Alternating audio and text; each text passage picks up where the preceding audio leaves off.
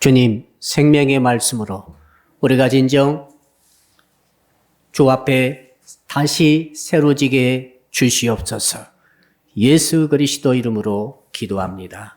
아멘. 자, 오늘 밤에 주시는 말씀은 우리 한 목소리로 같이 합독하도록 하겠습니다.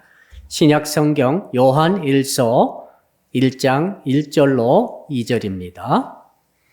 요한 1서 1장 1절과 2절의 말씀을 우리가 이 밤에는 한 목소리로 같이 봉독하도록 하겠습니다. 시작.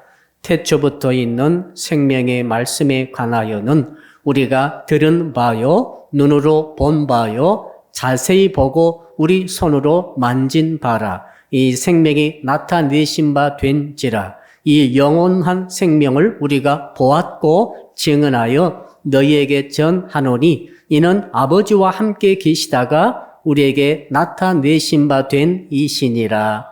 아멘. 오늘 주시는 말씀의 제목 우리 같이 한번 따라할까요? 손으로 말씀을 만지는 신앙을 가집시다.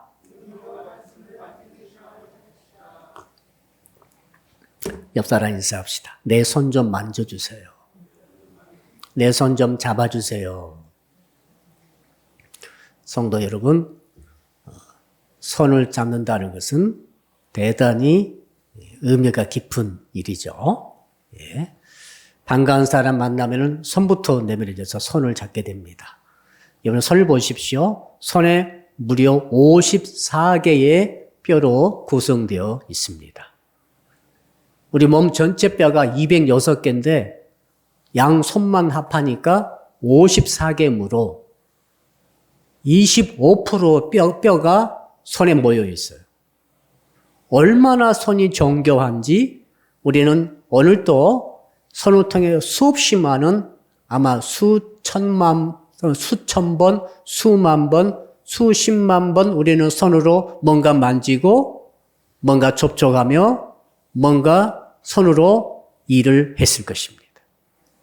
굉장히 정교하면서도 긴밀하게 손을 움직여서 우리는 세상 만물을 접촉하고 만지고 조작하고 운영해 나가고 있죠. 자, 왜 손 이야기를 하는가 하면은 오늘 사도 요한께서 손의 말씀을 하셨어요. 우리 1절 다시 한번 읽어볼까요? 1절 읽어봅시다. 시작. 태초부터 있는 생명의 말씀에 관하여는 우리가 들은 바요, 눈으로 본 바요, 자세히 보고 우리 손으로 만진 바라. 생명의 말씀, 예수님이시죠. 예수님을 사도 요한은 만났어요. 그렇죠? 3년 반 동안 제자 훈련 받았습니다. 그냥 교회 와서 강의 들은 게 아닙니다. 3년 반을 동고동락했습니다. 같이 밥 먹고, 같이 일어나고, 같이 여행 가고, 같이 또 잠을 자고, 모든 일을 사역을 같이 했어요. 그러니까 이 학교 3년 반 다닌 그 정도가 아니고 제자들의 3년 반이라고 하는 것은 예수님과 완전히 한 가족이 되어서 가족 이상이죠. 가족 이상으로 24시간 붙어 있는 거예요. 무슨 말인지 알겠죠? 가족들도 출근하고 학교 가면은 24시간 붙어 있을 수 없지 않습니까?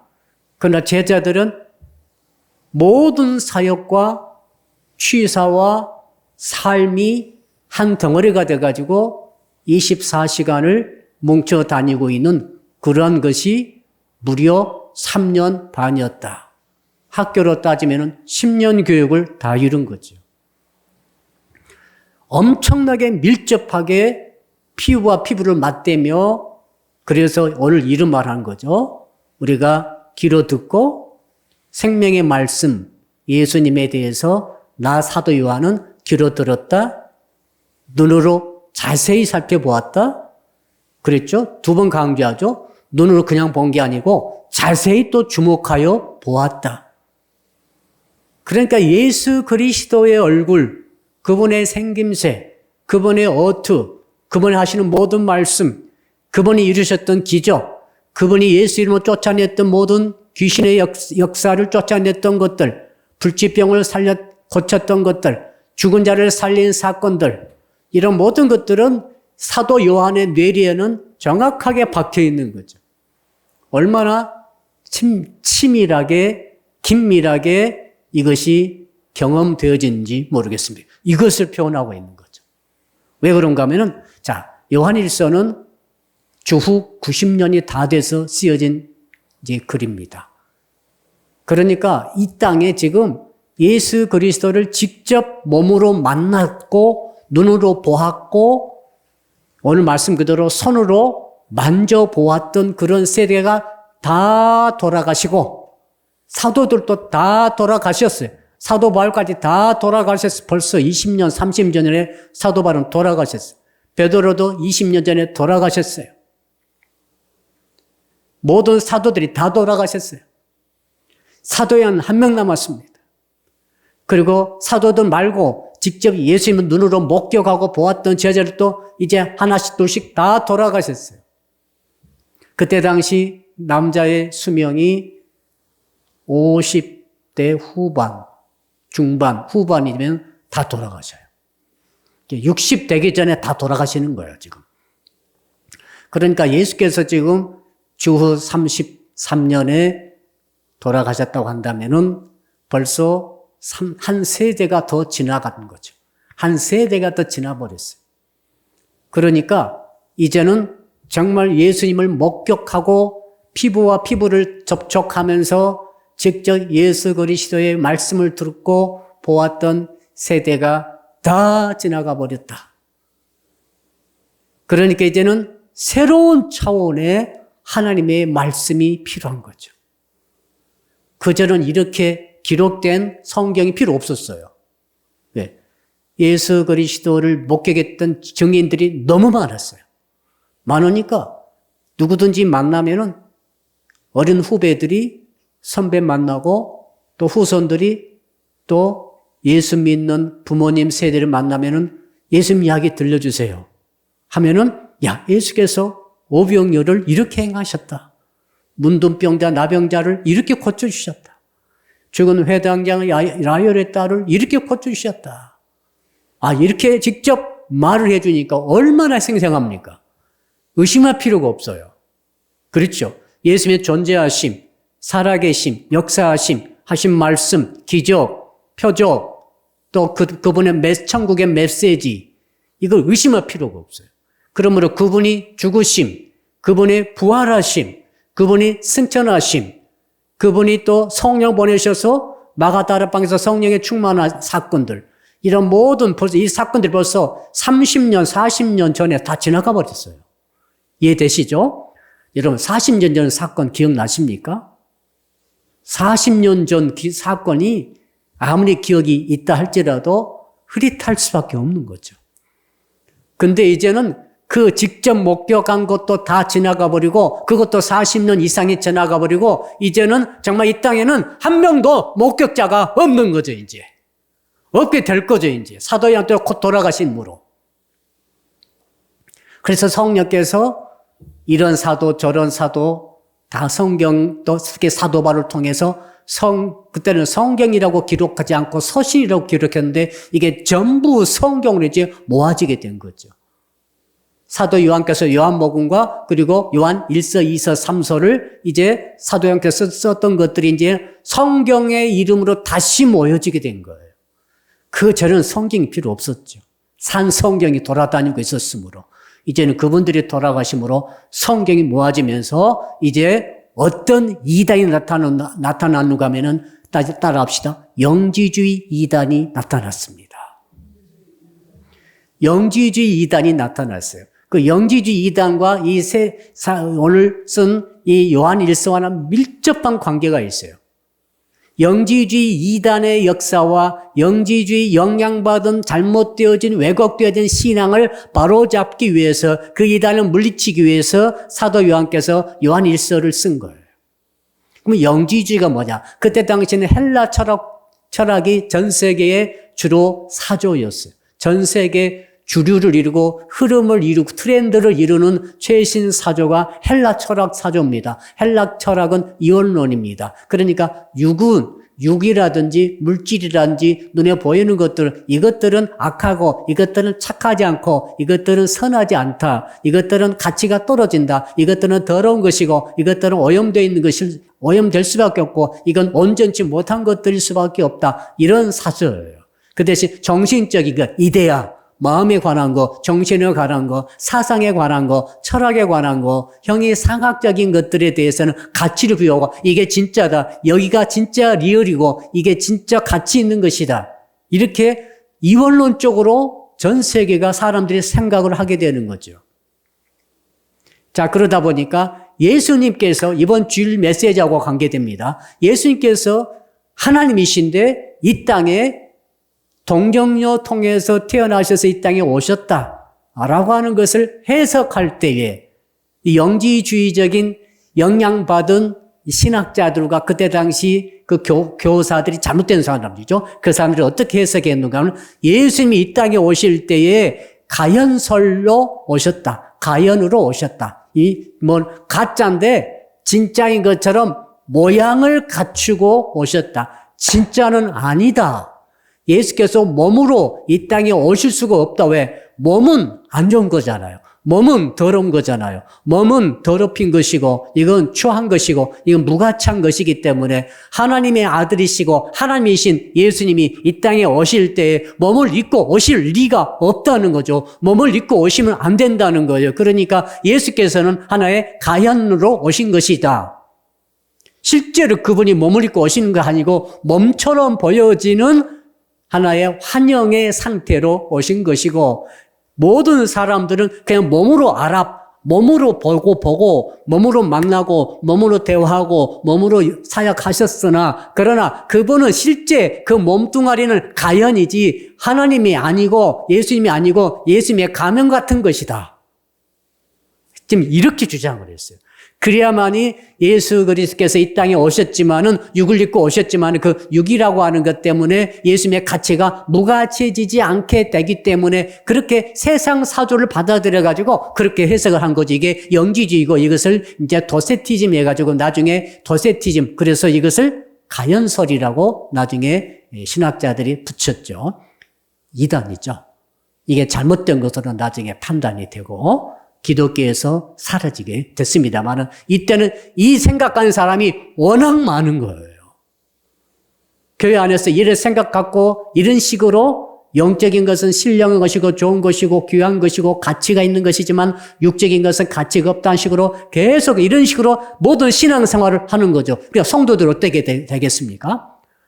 하나님께서 거룩하라 그러니까 거룩해야 됩니다라고 마음으로 정신으로 생각으로 몽땅 갖는 거죠. 그리고 몸으로는 거룩하게 살지 않아요. 살 필요를 느끼지 않습니다. 그리고 마음과 생각으로만 잔뜩 죄를 멀리해야 되겠다라고 하고 죄를 멀리하는 것 그러나 몸으로는 죄를 짓고 지으면서도 죄책감이 없고 그리고 왜 그렇게 하는가? 이 몸이라고 하는 것은 어차피 무가치한 것이기 때문에 그래서 몸으로 타락하든지 몸으로 잘못되든지 몸으로 죄를 짓든지 그건 어차피 그렇게 돼 있기 때문에 그건 타락으로 이제 가게 된 신앙도 타락으로 가게 되고 하나님의 말씀도 몸으로 행하는 것보다는 정신과 마음으로 담아두고 이걸 간직하고 이런 식으로 자꾸 신앙생활을 이 영지 쪽으로 몰고 가버리게 되었다. 이것을 경계하고 이것을 막기 위해서 사도 요한께서 요한일서를 지금 쓰고 있는 것이다 하는 것이죠. 여러분 신앙은 말이죠. 신앙은 주께서 뭐라고 하셨는가 하면 이렇게 말씀하셨어요. 마태오 5장 16절에 너희 빛을 사람 앞에 비추게 하여 저희로 너희 착한 행실을 보고 하늘에 계신 너희 아버지께 영광을 돌리게 하라. 너희의 착한 마음을 보고 이렇게 말하지 않고 너희 착한 행실을 보고 하나님께 영광을 돌리게 하라. 예수를 그리스도로 믿는 것은 굉장히 육체적이에요. 예. 우리가 영적으로 말을 많이 쓰니까 이게 정신적인 것, 멘탈에 관한 거, 생각에 관한 것으로 이렇게 제한하면 안 됩니다. 원래 신앙이라는 것은 멘탈과 영적인 것과 그러니까 이 마음에 관한 것과 이 육체에 관한 것이 물질에 관한 것이 이게 다 함께 있는 것이 신앙의 균형이죠. 자, 그러니까 예수께서 착한 행실을 강조하고 계십니다. 그걸 보고 하나님께 영광을 돌리게 해라. 그러니까 착한 마음 품어도 소용없어요. 착한 마음이 착한 행실로 나타나야 신앙이 균형이 잡힌 거죠. 거룩하다 거룩한 마음을 품고 생각을 갖고 그렇게 사는 것이로는 부족해요. 그것이 틀린 건 아니에요. 그것이 거룩한 행실로 와야 되죠. 거룩한 몸의 행동으로 나타나야 되죠. 자, 죄를 짓지 않는다. 이 말은 마음으로 생각으로 죄를 짓지 않는다. 중요하죠. 그러나 그것을 끝난다면 이것은 영지주의적인 어떤 그런 것에 치우쳐 있는 그런 죄의 개념이죠. 죄라고 하는 것은 몸과 이 행동으로 죄를 짓지 않는 것이 너무너무 중요하다. 아멘. 자, 도둑질하지 말라 그랬잖아요. 예. 도둑질하는 마음과 생각을 품지 않는 것도 중요하지만은 실제 행동으로 도둑질을 하지 않아야 되는 거죠. 간음하지 말라. 마음으로 간음하는 마음을 품지 않는 것도 중요하지만은 실제로 몸으로 간음하지 않아야 되는 거죠. 이게 성도라는 거죠. 이게 신앙이라는 것이죠. 사도양께서 이렇게 보시니까 교인들이 이제 사도들이 다 돌아가시고 예수님 1세대들이 제자들이 다 돌아가심으로써 이제는 정말로 이 영지주의 이단이 와가지고 뭐라고 하는 너 예수 보았어? 이렇게 물어보는 거죠. 안 봤잖아요. 안 봤는데 나는 예수님 생전에 예수님 못 뵀어. 야, 그 예수님은 가현으로 오신 거야.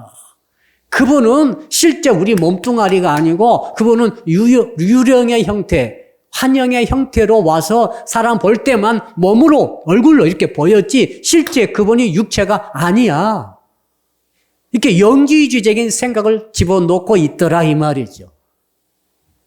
그래서 사도 요한일서 싹 쓰면서 너무 급해가지고 인사말도 안 썼어요. 다른 서신은 누구가 누구에게 글을 씁니다. 편지 씁니다. 이렇게 쓰는데 오늘 1장 1절 보십시오. 아무것도 없잖아요.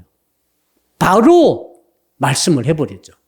너무 급하니까 바로 직격탄을 쏩니다. 다시 읽어보죠. 어떤 마음이 사도 요한의 마음을 좀 품어봅시다. 시작. 태초부터 있는 생명의 말씀에 관하여는 우리가 들은 바요. 본 바요. 자세히 보고 우리 손으로 만진 바라. 내가 그랬다.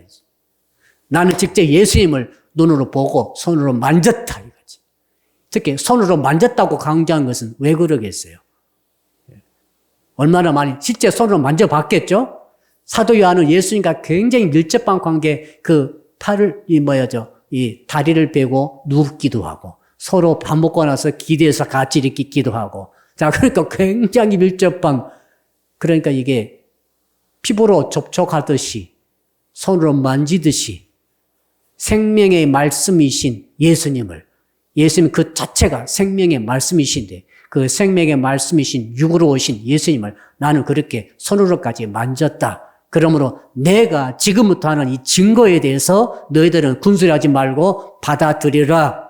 영지주의 너희들은 틀렸다. 예수님의 가현으로 오신 게 아니라 실제 몸을 입고 이 땅에 오신 그분이시다. 그러면 우리 신앙은 어떻게 된다? 신앙은 정신과 마음과 이쪽 형의 상학적인 것으로 치우칠 것이 아니라 실제로 몸으로 삶을 살아가야 되고 실제로 하나님의 생명의 말씀을 바로 손으로 만지듯이 체험할 수 있다. 따라합시다. 하나님의 말씀을 체험해야 합니다. 이론적으로, 교리적으로, 정신적으로 이렇게 신앙을 거기다 가두면은 절대 안 됩니다.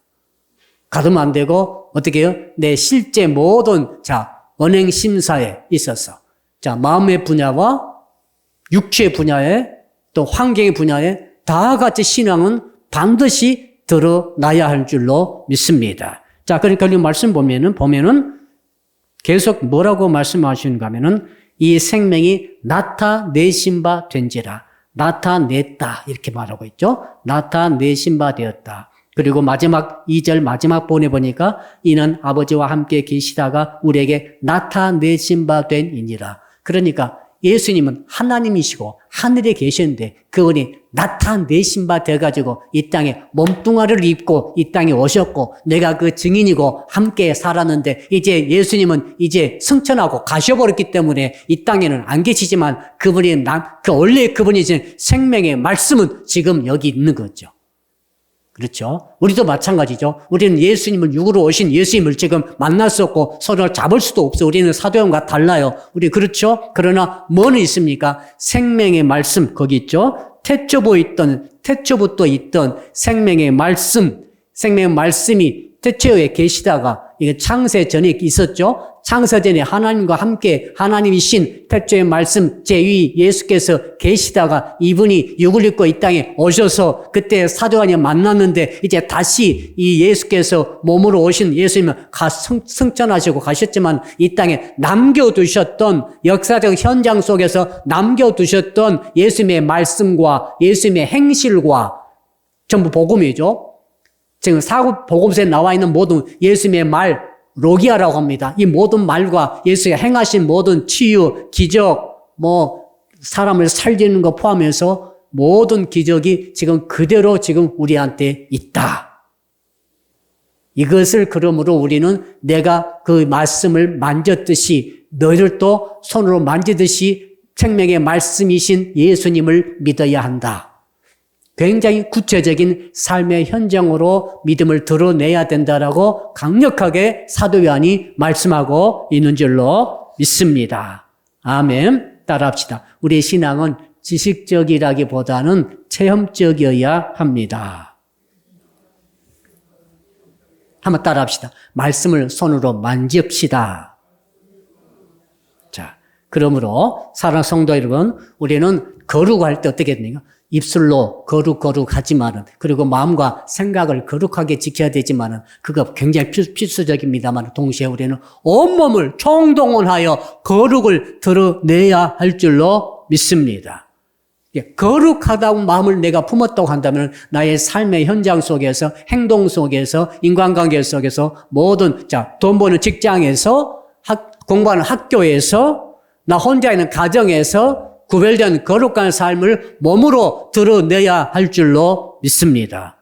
이게 정말로 우리에게 꼭 필요한 메시지인 줄로 믿습니다. 자, 그러니까 죄를 우리가 멀리할 때도 어떻게 됩니까? 자, 마음으로 죄를 멀리하고 생각으로 죄를 멀리하지만 동시에 내 몸뚱아리 속에서 내 몸으로 철저하게 죄를 대항하고 죄를 멀리해야 할 줄로 믿습니다. 죄를 모양이라도 버리고 죄와 접촉하지 않는 그 은혜가 반드시 우리에게 필요한 줄로 믿습니다. 자, 그래서 예수님이 생명의 말씀이십니다. 이건 천상의 역사죠. 생명의 말씀이신 예수님이 머무르고 이 땅에 오셔서 역사적 사실이 됐어요. 히스토리컬 팩트라고 하죠. 역사적 사실이 되어서 예수께서 이 땅에 말씀하시고 행동도 남기신 것이 성경에 기록되어서 오늘은 이 생명의 양식된 말씀을 우리가 읽고 설교를 들으며 해석하며 묵상하고 적용하는 가운데 생명의 말씀을 경험하고 있으면서 나의 삶도 역사적 신앙도 역사적 사실이 돼야 되는 거죠. 예수 믿는 것은 역사적 사실로 남겨야 되는 거죠. 그러니까 내가 나 믿고 예수 믿고 어떻게 이렇게 생각할 수도 있어요. 예수 믿고 나서 내 영혼 천국 가면 그만이야 라고 생각하는 것은 대단히 위험하다. 나 예수 믿고 이 땅에 있다가 그냥 천국 가면 내 영혼 천국 가 그러면 끝이야. 이렇게 단순화시켜버리면은 신앙이 정말 한쪽 부분이 없어져 버린 것 같아요.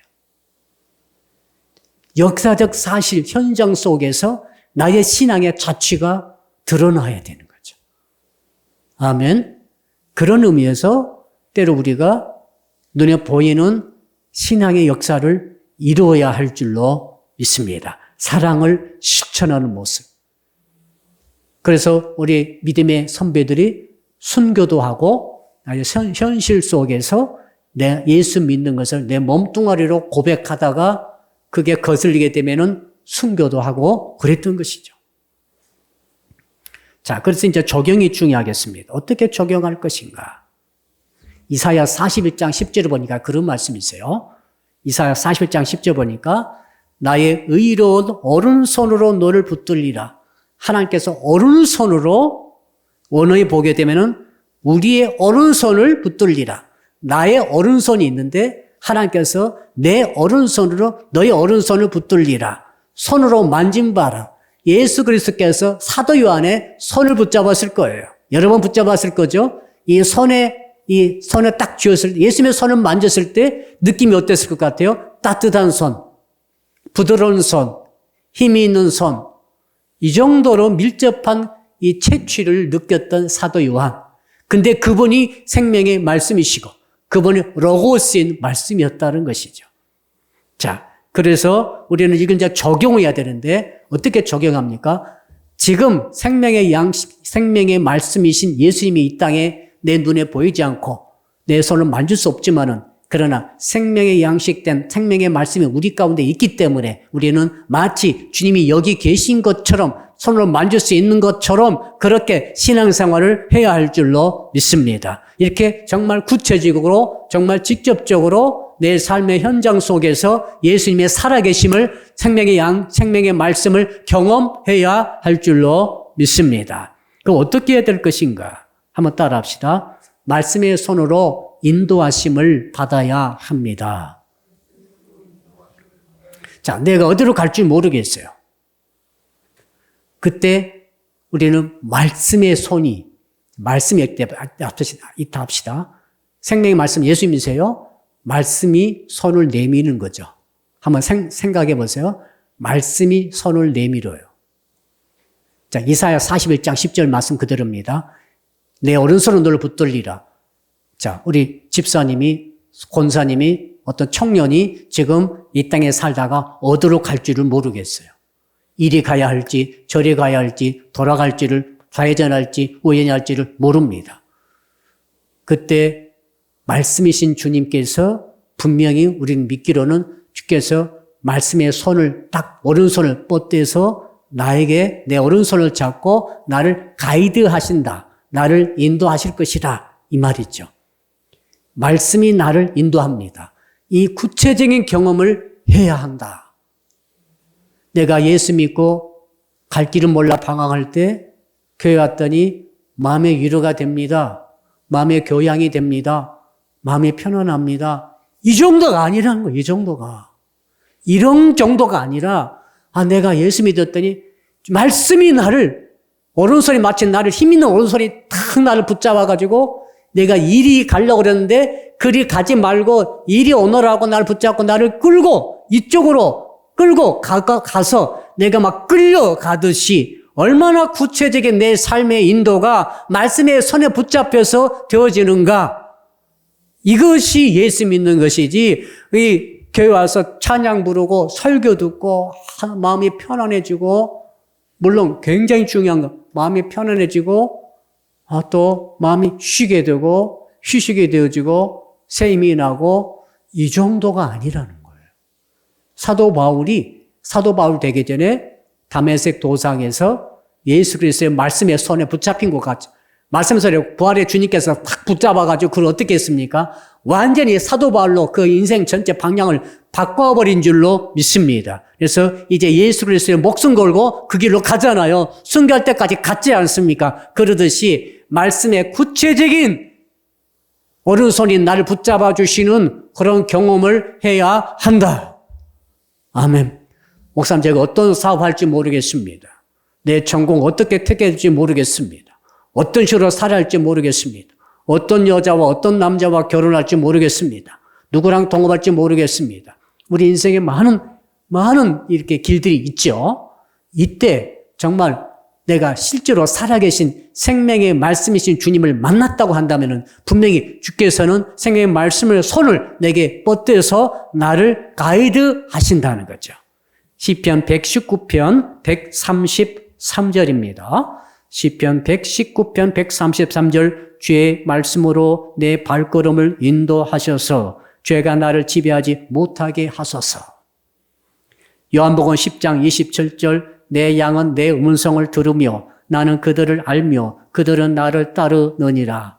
자, 말씀이 들리면 인생길이 바뀌는 거죠.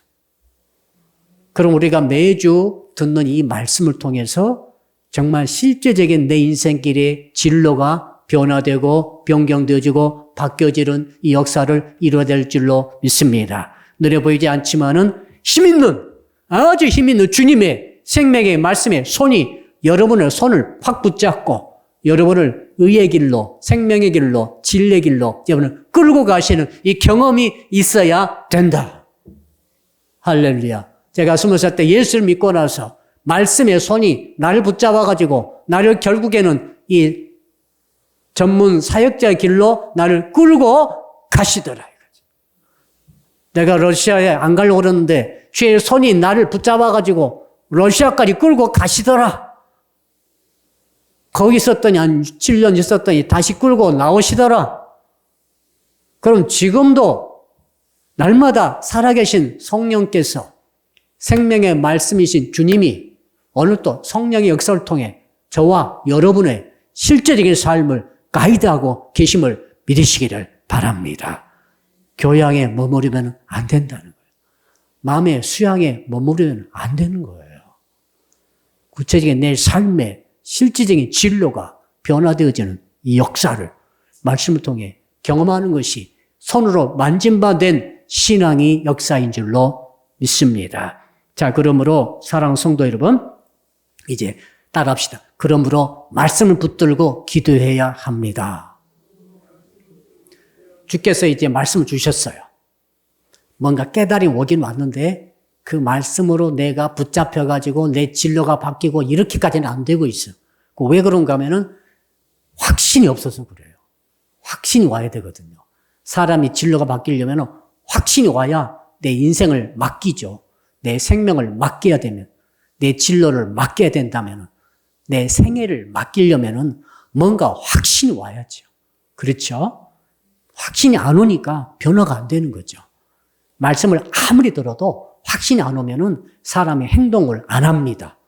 행동을 하려면은 말씀을 통해 확신이 와야 되는데 어떻게 되냐? 그러니까 말씀이 오면은 말씀 아멘 주셨으면 말씀 붙들고 간절히 기도하면서 순종으로 행동을 해 나갈 때 그 말씀의 손이 저와 여러분을 가이드해 주실 줄로 믿습니다. 자, 그러니까 어떻게 해요? 말씀이 또 올라야 돼요.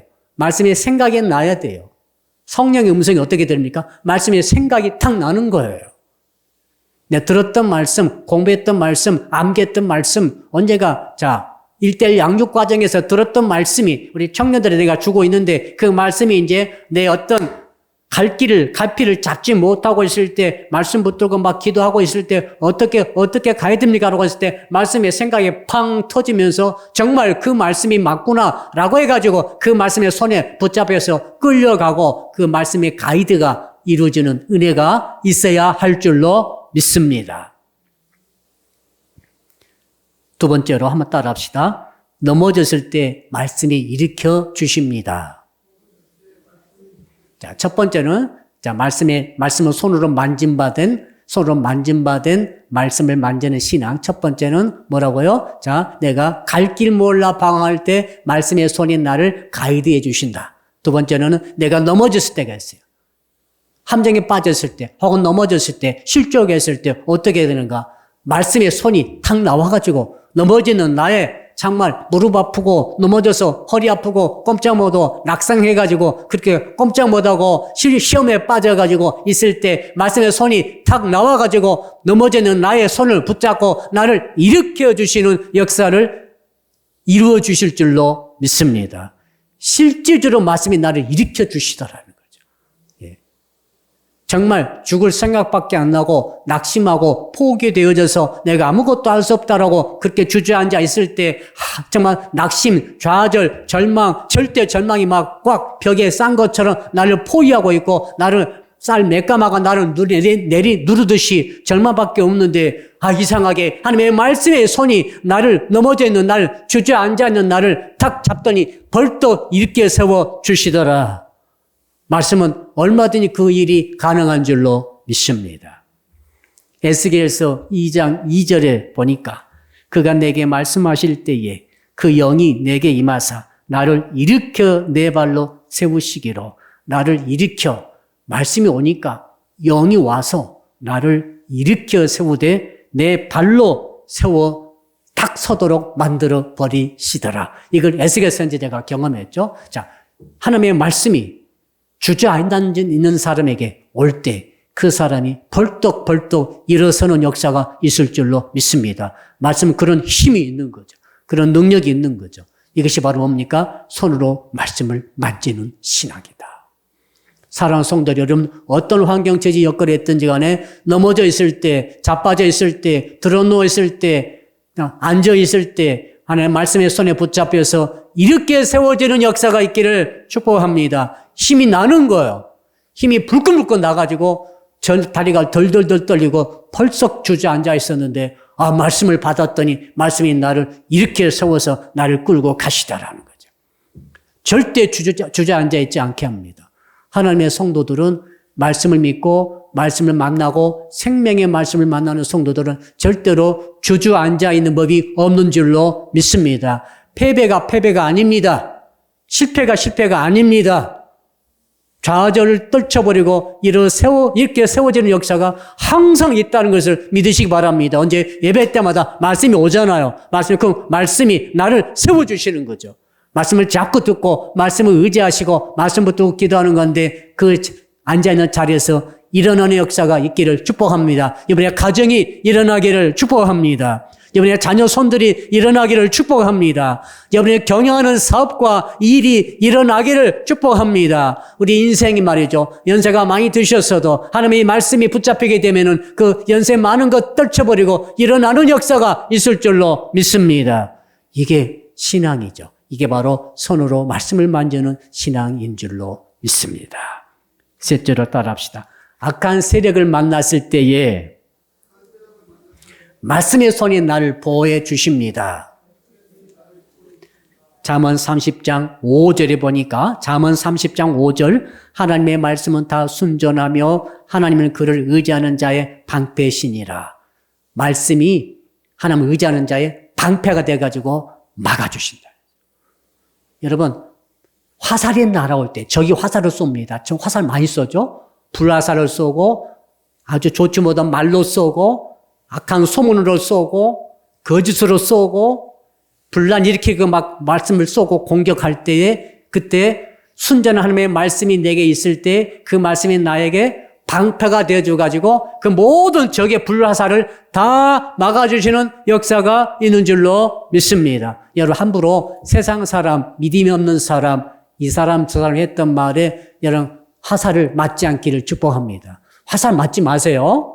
괜히 이 말 듣고 저 말 듣고 아무튼 낙심하고 좌절하고 울고 슬퍼하고 피 흘리고 상처받고 이렇게 하지 말기를 바랍니다. 그러므로 어떻게 해야 됩니까? 자, 시편 18편 30절 하나님의 도는 완전하고 여호와의 말씀은 순수하니 그는 자기에게 피하는 모든 자의 방패시다. 말씀 뒤로 숨어야 되죠. 자기에게 피하라고 그랬잖아요.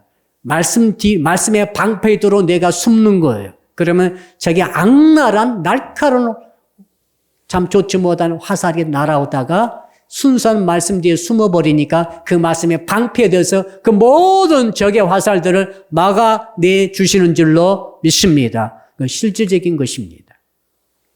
또 우리는 악한 것들이 하는 말을 통해 상처 입으면 안 돼요. 옆 사람이 쌉시다. 우리는 상처받지 맙시다. 악한 자는 악한 말을 해요. 사기꾼은 사기의 말을 하죠. 그렇죠? 자, 분란 일으키려면 분란 일으키는 말을 해요. 마귀가 마귀 말을 했는데 그 마귀 말을 듣고 내가 하나님의 성도가 실족하고 상처 입고 아파하고 하면은 안 되는 거죠. 그렇죠? 그러니까 근데 말을 들어버리면은 안 되는 말도 못 해요. 일단 좋지 못한 말을 들었다 합시다. 너 안 될 거야. 다 들었다 합시다. 그럼 어떻게 합니까? 순수한 하나님의 말씀으로, 말씀 방패 뒤로, 말씀 뒤로 피하라고 그랬잖아요, 자꾸. 말씀의 뒤로 피하면 그 말씀이 그 악한 것들의 말의 불화살을 뽑아내 주시고 막아내 주시는 줄로 믿습니다. 이게 우리에게 필요해요. 이게. 왜? 너무 더 험하고 너무 더 악한 말을 세상 사람들이, 불신자들이 가까운 사람들 중에 많아요. 그렇죠? 가족 중에도 있을 수 있어요. 이 말을 계속 날마다 쏟아붓고 붓고 있으므로 그런 말을 아주 순진해가지고 들으면 안 돼요. 하나님의 말씀으로 무장해서 그 말씀의 강력한 이 말씀의 방패가 그것들을 다 막아내 주시도록 그 말씀 앞에 우리가 서야 할 줄로 믿습니다. 자, 두 가지만 더 할까요? 한 가지만 더 합시다. 따라합시다. 말씀의 손으로 먹여주심을 받아야 합니다. 배가 고파요, 내가. 배가 고파. 목이 말라. 갈급해. 주께서 뭐라고 말씀하십니까? 자, 사람이 떡으로만 사는 것이 아니라 하나님 입에서 나온 모든 말씀으로 살 것이라 말씀을 먹으셔야 돼. 자, 집에 돈이 부족해. 물질이 부족해. 떡이 부족해. 이것도 얼마나 또 갈급합니까? 배가 고픕니까? 그럼 하나님께 배가 고프다고 하시는 거죠. 그럼 하나님께서 말씀을 주셔요.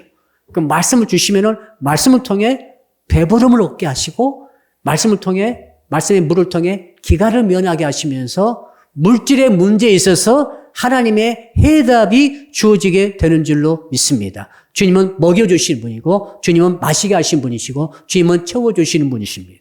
자, 수가 무거운 짐자들아 다 내게로 오라. 내가 너희를 쉬게 하리라. 쉬려면은 뭐가 와야 쉬지. 그럼 하나님께 뭐가 올 수 있도록 쉴 수 있도록 만들어 주시는 줄로 믿으시기를 바랍니다. 마지막으로 몸과 마음과 영혼이 병들고 아플 때 어떻게 합니까? 따라합시다. 말씀의 손으로 만져서 고쳐 주십니다. 예수님의 손은 약손이죠. 전능하신 약손. 그러니까 아픈 자들 아프면 주의 손이 오셔야 돼요. 말씀의 손이 와야 돼요. 그 위경에서 건져 주셔야 돼요. 지금 몸이 아프신 분 우리 성도 가운데 저는 하나님의 말씀의 손이 전능하신 말씀의 손, 생명의 말씀의 그 손이 치유의 손이 임하셔서 만져서 여러분을 고쳐주시기를 주 이름으로 축복합니다. 나병 환자들 다 만져서 고쳐주셨잖아요. 심지어 그 말고의 귀가 툭 베드로가 칼로 잘라가지고 귀가 떨어졌어요. 그때 주께서 어떻게 하셨는가 하면 누가복음 22장 51절 보니까 예수께서 일러 이르시되 이것까지 참으로 하시고 그 귀를 만져 낫게 하시더라.